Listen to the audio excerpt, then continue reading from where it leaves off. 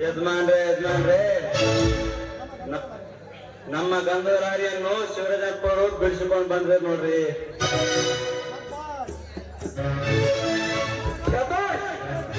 ಹೀಗಿರಬೇಕು, ಆಪ್ತ ಮಿತ್ರಂದ್ರೆ ಹೀಗಿರಬೇಕು.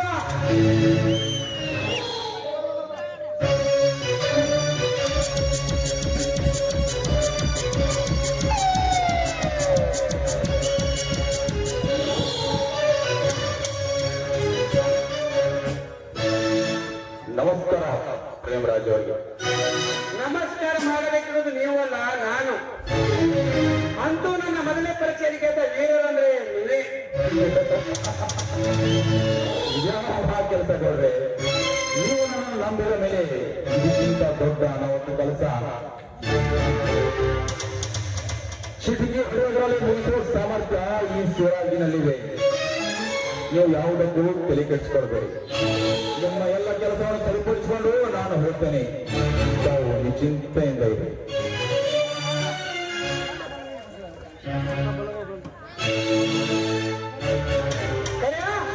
ನನ್ನ ಪರವಾಗಿ ನನ್ನ ಸೇವೆ ಮಾಡಲು ಬಂದ ನನ್ನ ಎಲ್ಲ ಇವರನ್ನು ಸರಿಯಾಗಿ ತಿಳಿಸು.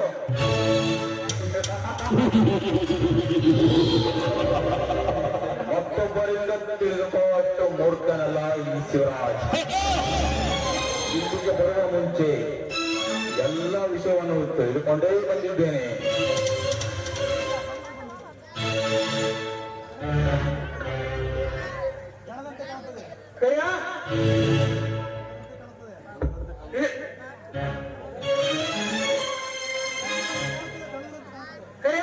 ಗಂಡು ಬಂದಿರುವಂತೆ ಕಾಣಿಸುತ್ತೆ. ಇವರಿಗೆ ಸ್ವಲ್ಪ ರೆಸ್ಟ್ ತೆಗೆದುಕೊಳ್ಳಬಹುದು.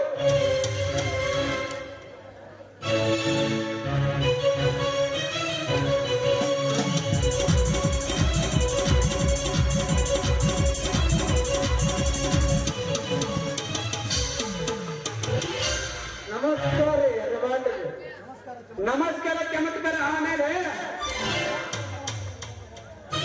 ನೀವು ಹೋಗ್ಬೇಕಂತ ಎಲ್ಲಿಗೆ ಬಂತು ಅನ್ನೋದಾಗ ಏನೈತ್ರಿ, ಗದರಿಸಿ ಕರ್ಕೊಂಡ್ ನೋಡ್ರಿ ಆ ರಾಜನ.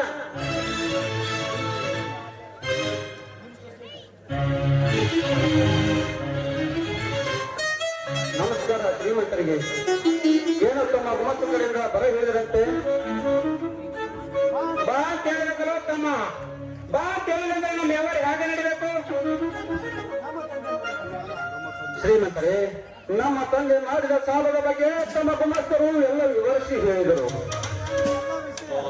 ಹಾಗಾದ್ರೆ ಎಲ್ಲ ವಿಷಯ ತಿಳಿದುಕೊಂಡು ನಿಮ್ಮಪ್ಪ ಮಾಡಿ ಸಾಲ ತೀರ್ಸಿ ಹೋಗಕ್ಕೆ ಬಂದಿದೆ ಅಂದಾಗಾತು. ನೋಡಮ್ಮ, ನೀನು ನಮ್ಮವರಂತ ಇದ್ದಿದ್ದೆ ಶಕ್ತಿಯಲ್ಲಾದ್ರೆ ಸುಮ್ಮನಿದ್ದೀವಿ. ಇನ್ನ ಮುಂದೆ ಸುಮ್ಮನೆ ಬಿಡಕ ಬರುವುದಿಲ್ಲ. ಹ್ಯಾಂಗಾದ್ರೂ ನಾವು ಕರೆ ಕಳಿಸೋದಕ್ಕ ನಮ್ಮನ್ನು ಕಿಮ್ಮತ್ ಕೊಟ್ಟು ಬಂದಿದೆ. ತಮ್ಮ ನಮ್ಮ ನೆನಪು ಕುಡಿಯಬೇಕು, ಪೈಸೆ ಸುತ್ತ ಮಾಡಿಕೊಂಡು ಮುಗಿದೋರಾಯ್ತು. ಯಜಮಾನ್ರೆ, ನಮ್ಮ ತಂದೆ ಮಾಡಿದ ಸಾಲ ನಾವು ಚಿಕ್ಕವರಿದ್ದಾಗ ಎಲ್ಲ ಮುಗಿಸಿ ಋಣ ಮುಕ್ತರಾಗಿರುತ್ತೆ. ನೀವೇ ಒಂದ್ಸಲ ನನ್ನ ಮುಂದೆ ಹೇಳಿದ್ರಿ. ಮತ್ತೆ ಸಾಲ ಇಟ್ಟಿದ್ರೆ ನಾವು ಎಲ್ಲಿಂದ ತಂದು ಕೊಡ್ಬೇಕು ಶ್ರೀಮಂತ್ರೆ? ಎಲ್ಲಿಂದ ತಂದು ಕೊಡ್ಬೇಕಂದ್ರೆ ಹಂಗ ಒಳ್ಳೆ ಸಾಲ ನೋಡಿ ತಂದೆ ಬಿಡ್ತೇನಂತ ನಾವೇ ಹೇಳಿದ್ವಿ. ಅದೆಲ್ಲ ಹಾಲಪುರ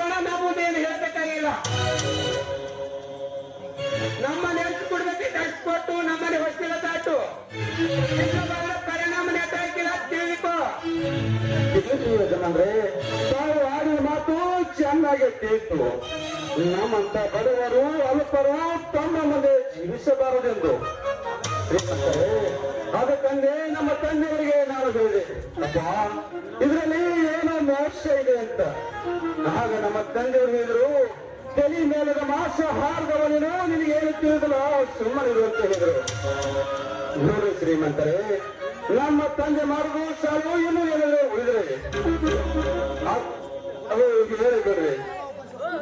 ಅದಕ್ಕಂತ ಕಾಲ ಪಶು ಕೊಡೋದು ತಮಗೆ ಕೈ ಜೋಡಿಸಿ ತೋರ್ತೀನಿ ಶ್ರೀಮಂತರೇ.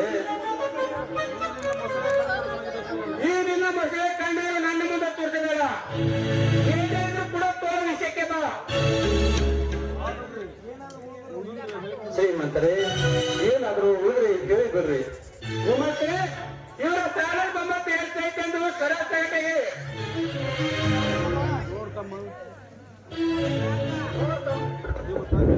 ನೋಡ್ತಮ್ಮ, ನೀವು ಕಣ್ಣವರಿದ್ದಾಗ ನಿಮ್ಮ ತಂದೆ ಮಾಡಿದ ಸಾಲ 70,000 ರೂಪಾಯಿ.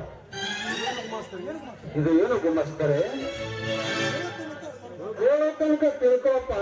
60 ಬಾಯಿ ಹಾಕಿದಾರ, ಬಂದು 21, ಬಂದು 31, ಬಂದು 41 ಎಲ್ಲ ಹಾಕಿರ್ತೀವಿ. ತೊಳಾಯಿ ತೋತೀರಿ ಕೊಡಕ್ ನಾವು ಹಿಂಗ್ ಮಾಡ್ತೀರಿ. ಎಲ್ಲ ಕೂಡಿ 1 ಲಕ್ಷ ಆಗೈತೆ ರಾಮಪ್ಪ. ಶ್ರೀಮಂತರೇ, ಬಡವರ ಹಟ್ಟಿ ಮೇಲೆ ಸಾಲದ ರೂಪ ಎಂಬ ಪರಿಯಿದೆ.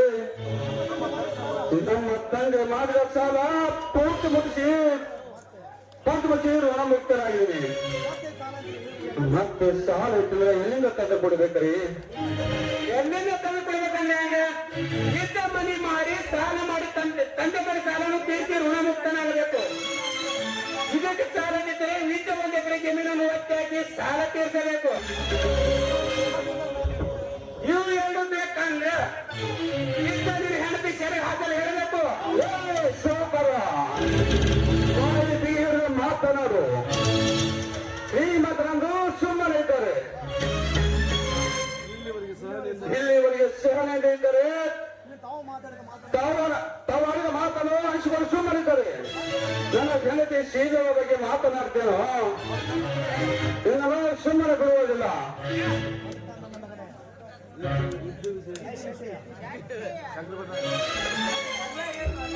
ಇತ್ತೀಚೆ ಹೇಳಕ್ಕ ಯೂನಿವರ್ಸಿಟಿಗೆ ಬರ್ತೀರಿ ಆರಾಮಪ್ಪ. ಶ್ರೀಮಂತರ ಹೆಂಗತ್ತಿಂದ ಬದುಕುವಲ್ಲ ಇಲ್ಲಿ ನಮ್ಮ ಸಾಲವರಿಗೆ ಮಾತನಾಡಲಿ. ಅವನ ಬಿಟ್ಟು ಹೆಂಡತಿ ಹೆಸರು ಹಾಕುವಂತೆ ಹೇಳಿದ್ರೆ ಇವ ಎಂತ ಹಲ್ಕಮಾನ ಚಮಚ ನನ್ನ ಮಗನೇ.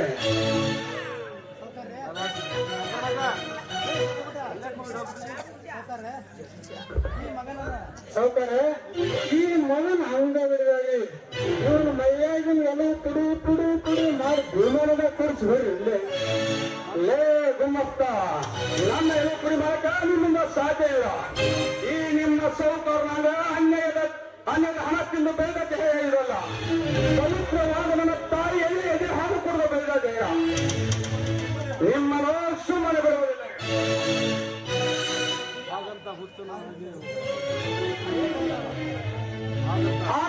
ಹಾಗೆ ಹುಚ್ಚರಾಗಿ ಅರಿಸಿಕೊಂಡು ಹೋಗ್ತೇವೆ ನನ್ನ ಮಗನೇ.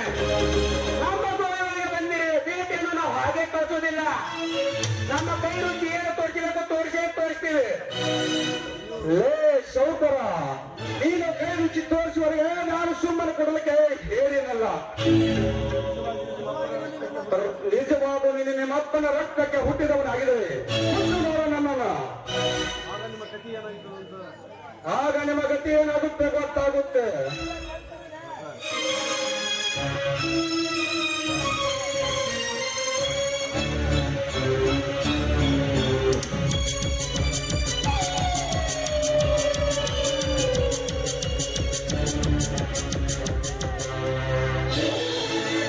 ಏನು ಗಲಾಟೆ ಬಿಟ್ಟು ಬಿಡಿ, ನೀವೇನೋ ಮಾಡ್ತೀರಿ. ಶಿವರಾಜ್, ಈ ಸಮಯ ನೀ ಯಾಕೆ ಬಂದೆ? ನೀನು ಬರಬೇಕಾದ್ರೆ ಈ ನನ್ನ ಮಾಡಿ ಹಣ ಇನ್ನೂ ಹೂತಾಕಿ ಬಿಡ್ತಿದ್ದೆ. ನೋಡಿ ಶ್ರೀಮಂತರೇ, ಆಮೇಲೆ ವಿಚಾರ ಮಾಡಿ ಎಲ್ಲ ಹೇಳ್ತೀನಿ. ನೀನೀಗ ಮನೆಗೆ ಹೋಗು. ಹೋಗು. ಲೇ ಸೌಕರ, ನಿಮ್ಮ ರುಂಡ ಚಂದಾಡಿ ನಮ್ಮ ಊರ ಆಕ್ಷಿ ಬರುವೆ ತೋರಣ ಕಟ್ಟುತ್ತಿದೆ. ಈಗ ಈ ಶಿವರಾಜ ಬಂದು ನೀನು ಹೇಳಿದೆ. ಆಯ್ತು, ಬರುತ್ತೇನೆ.